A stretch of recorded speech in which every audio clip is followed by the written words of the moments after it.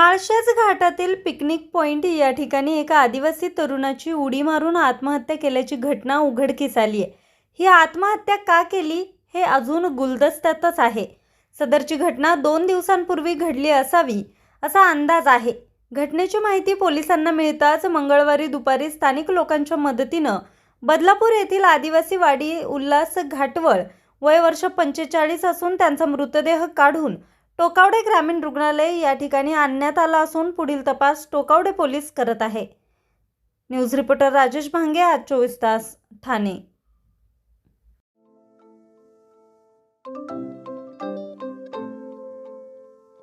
नवनवीन आणि ताज्या घडामोडींसाठी आज 24 तास सबस्क्राईब करा। त्याचबरोबर बेल आयकॉनवर क्लिक करा आणि मिळवा आमच्या बातम्यांच्या नोटिफिकेशन्स। तसेच आज 24 तासची प्रत्येक बातमी आपल्याला कशी वाटली हे कळवा, लाईक करून, कमेंट करून आणि आमच्या बातम्या शेअर सुद्धा करा।